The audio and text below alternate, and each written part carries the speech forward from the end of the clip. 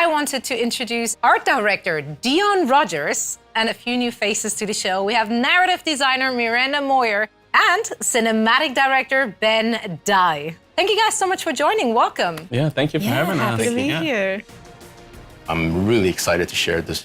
It takes an army to create a game. I mean, the effort is clearly paying off. That short was just so much fun to watch. Now, it's been such an exciting week for everyone watching, but I'm sure for you three as well. Players have learned that the next beta is coming on June 28th. Can you tell me a little bit more about what we can expect to see in this beta? The biggest thing is open to console players this time. We're gonna add a new map, Rio.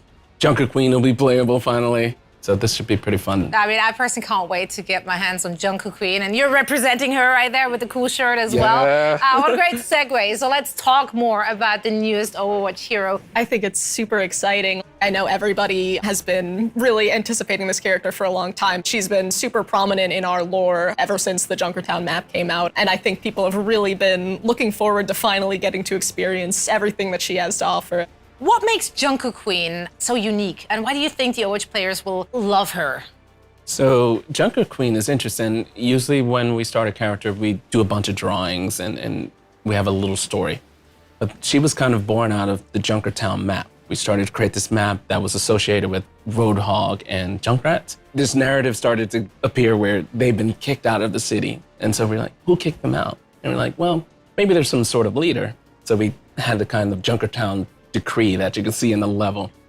And then over time, it kind of developed that it was a queen. During the short, we're actually developing her personality. She's full of attitude. You know, that's what we love about her is she's really, really strong. So she's very recognizable. And obviously the lore behind her is very interesting. So some of that potentially can bounce off what the game design would be. It's great to hear that it's just such a collaboration with the Overwatch team. Yeah, this is the fun part about working together. The Overwatch universe, it's filled with memorable heroes. And as you said yourself, Ben, it does take a village of dedicated developers to really bring each one of those to life, but in a meaningful way. So let's take a deeper look at the making of Junker Queen.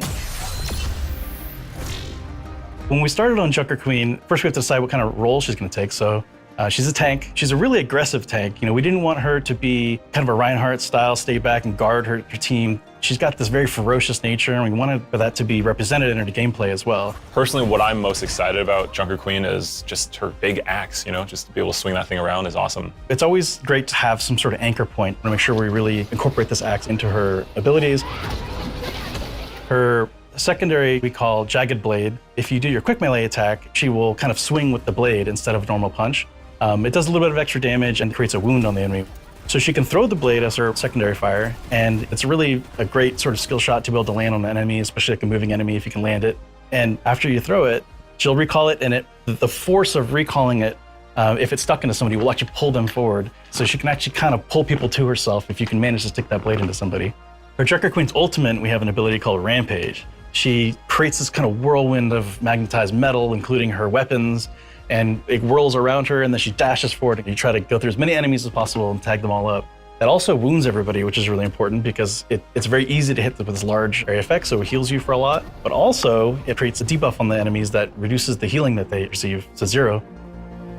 Our sound designer has done an incredible job with her. She's full of snarky fun to the way she plays. So all throughout her kit, there's little guitar sounds actually hidden. So if you listen to her axe, she pulls it out and there's a big screech on the guitar strings and she pulls it forward. We have a wonderful actor named Leah who we found after a huge global search trying to find the right voice for her. Here I am. It's really amazing when the right actor matches the character and the personality. You feel this sort of magic that comes out of it. I think players are gonna love her. She's scary, she's awesome. She's a departure from any other hero that we have here. You know, this is just a straightforward badass character. She's just been so much fun to work on, and I'm just so glad to get her in people's hands finally. The Queen of Junkertown has arrived. So how does the Junker Queen fit into the overall world of Overwatch? I think Junker Queen's pretty interesting because there have been previous rulers of Junkertown. Junker Queen was not always the queen. And the old rulers of Junkertown have always been kind of content to just, you know, lord over the city. But Junker Queen, she has a very big axe and big ideas to go along with it. What did you aim to achieve when developing Junker Queen? We want to tell deeper stories for our heroes, have heroes that are connected to the world of the game. big thing for Overwatch 2 is to move the lore of Overwatch along. So these type of heroes help that. What are her abilities, and how do those abilities actually make her successful in the role she's in? What's pretty awesome about this hero, she was developed when 5v5 from the start. She was never a part of the 6v6 world of Overwatch. Knowing she's the only tank on the team, what abilities that will help bolster the team. She has this commanding shout. It boosts the speed and armor of the heroes around her. So especially you need to push through a choke. She does the shout, all the players hear it, they move forward. She has a bunch of weapons, you know. I think she named one of her weapons, right? Yeah, her knife that she throws and pulls back is named Gracie. Yes, right. A lot of her abilities kind of drain on the heroes and gives her health back. Her ultimate, basically, it shoots you forward and you do this whirlwind with her axe that it does like a big anti-nade on everybody around you. So she's very aggressive and people are gonna have a ton of fun playing it.